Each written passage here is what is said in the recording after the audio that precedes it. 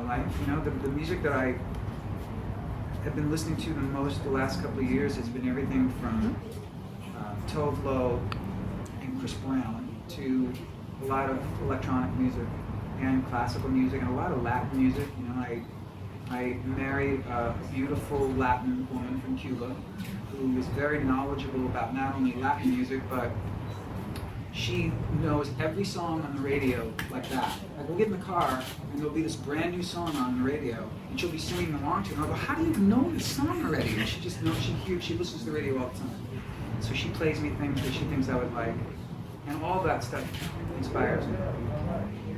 Okay, next question. Hi Richard. Do you mind if any of your children following your footsteps as a singer or a musician? Well, I have 3 sons, which I call the Marx brothers. And they're 25, 23, and 22, Brandon, Lucas, and Jesse. And they're all musicians. They're all singer-songwriters. But what's interesting is that they're all different kinds of music. They're doing all different kinds of music. Brandon, my eldest, is going by the name Open Water, and he is an electronic artist. He sings and produces and mixes electronic music and also guest vocals on people's records. So he's got some really great stuff out on iTunes and Spotify. And Lucas is just finishing his debut EP, which is much more of a sort of pop R&B, singer-songwriter kind of thing, which is amazing.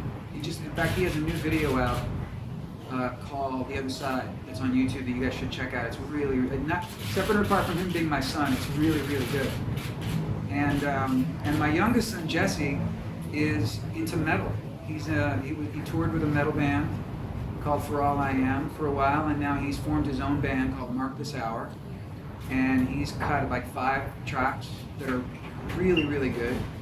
And he's got people like, you know, Chad Kruger from Nickelback and Ben Burnley from Breaking Benjamin listening to his stuff going, you know, this kid's really got it. He's a really good singer-songwriter as well, but it's somewhere between metal and hard rock. So they're all pursuing music.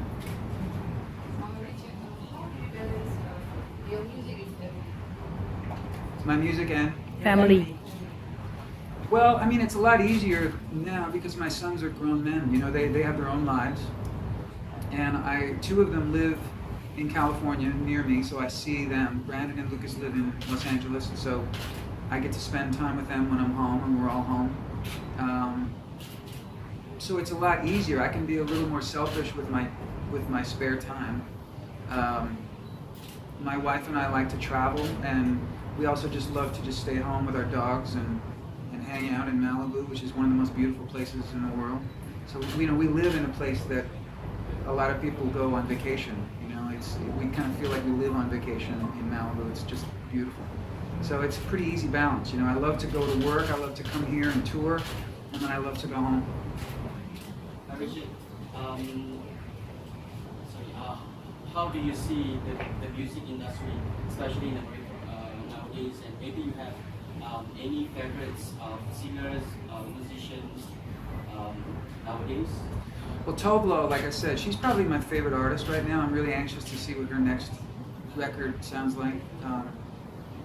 And I can't wait for the new Bruno Mars record. You know, he's consistently great.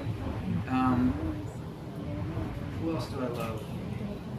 I'll have to think about it. But as far as the music business itself, I don't understand it. It's like going to a foreign country. You know, I feel like I understand Kuala Lumpur better than I understand the music industry. It's just so different than it used to be. But I think that's just part of it is that the technology sort of swallowed it up. You know, I think that I remember when we started to say, hey, we can carry our entire music library right here. And I remember thinking, in one way that's good, but in another way it makes it less valuable, less important. If you've always got access to something all the time and it's just always right there, you take it for granted. Whereas, you know, I miss the days of, I'm guilty of it too. I can't remember the last time I just sat quietly and listened to a whole album by somebody. I can't remember the last time I did it because we're all conditioned now to be distracted by texts and YouTube and all kinds of apps and, you know. So it'll be interesting to see what happens over the next few years. I do think that the streaming phenomenon has really crushed the dreams of young songwriters. You know, I feel bad for my sons because they're now entering the business at a time when writing songs, you know, you could probably carve out a better living financially, you know, making tables than writing songs. But it's their passion, it's their art, so I support it. Okay, question? Are you still not a fan of reality TV shows like American Idol? Because I read somewhere you don't like reality shows like American Idol and things like that. Well, I don't watch any of them, you know, I don't, number one, I don't watch them. I don't find them that entertaining, personally. But I also just, okay, so I never, the only two that I ever really saw much of were American Idol, which they were nice enough to have me come on their finale last year, and that was fun because Ryan Seacrest is a really good guy, and I've known him. And Randy Jackson and I go back a long way. We've been friends for a long time. I watched American Idol the first year or two, and I stopped watching it because I found that while they did give us a couple of really great artists like Carrie Underwood and Kelly Clarkson, who's amazing, Chris Daughtry, who's a friend of mine, for the most part, number one, they didn't really give us the next generation of careers. And more importantly, I didn't like that they made fun of people. I didn't like that the most popular segments of that show were people being humiliated. I didn't like that at all. So I stopped watching it and I stopped rooting for it. And The Voice, I think that the concept of The Voice is really great. You know, the idea that it's all about the singing and not about image or anything like that.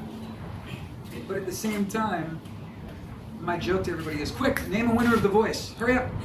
Nobody can do it. You know, and I'm sure that there's some really talented people that have come out of The Voice, but that show has not delivered a career really for anyone yet, except it's helped the careers of the judges, which is great. You know, I wish they'd asked me to be a judge. I would have done that in a heartbeat. But in terms of finding new talent and supporting new talent, I don't think that show has done that at all. Okay, one more question? Yeah. Can I ask, what is the day in the life of Richard Marx? This is it, man! I woke up in KL, and I get to hang out with you guys, and then tonight here's what I get to do. When I'm working, I get to go to a beautiful venue that gets filled up with people that like what I do, and I get to sing songs that I made up in my head. That's what I do for work. It's crazy how lucky I am. And when I'm not working, I have this really beautiful life. I'm a very, very fortunate, grateful man. And a day in the life, it may be anything from a very typical, quiet day with just my wife and my dogs. And it may be that we're going to some amazing party, or we might be going to some beautiful place for a little getaway. The good thing is that, especially in the last few years, I don't really have a typical day. Every day is a little different, and I try not to make too many plans. We're very spontaneous. Last question, yeah? How do you feel you are still the only male artist to actually have his seven singles contribution to 5 Billboard charts? So actually those 7 songs are actually very memorable to everyone, I guess. So can you talk about your journey of making those songs? How do you come up with such memorable, beautiful tunes? You know, I've never been able to sort of scientifically understand why so many of the songs that I've written have become hits. It's not like I have a formula, because if I had a formula, I would use it every single time, you know? So I really just have always written songs that appeal to me, to my ears. You know, I write, I know this sounds weird, but I write songs almost from the standpoint of a fan, and I create music that I would want to listen to. And it turns out that, you know, I like commercial music, I like catchy, memorable pieces of music. I love all kinds of music, but I'm not a snob when it comes to if something's really, really catchy and memorable, I think that's a good thing, as long as it's got some kind of value lyrically, you know. So I don't know. I've never really stopped to study it too much. I write what comes into my head naturally, and fortunately for me, a lot of times it's music and lyrics that tend to be memorable to people. So any advice to musicians? Create an app, invent an app, because you're never going to make a living writing songs anymore. If you're not Richard Marx and you had a choice, which artist of today would you want to be? Oh wow. Well, I mean, I wouldn't trade places with anybody. But I think that there are certain people that have, at least from a distance, carved out a really nice way of maintaining their career. Sting, for example, you know, he tries different projects here and there. He tours with different artists. He hasn't made new music in a long time because I think he's just not terribly inspired to create new music. But he's always challenging himself. He wrote a Broadway show. I think he's not only aging as a man elegantly, but he seems to be enjoying his career in a very elegant way too, and that's something I think is admirable. Okay, that's the end of our media roundtable session. Can I have all media to be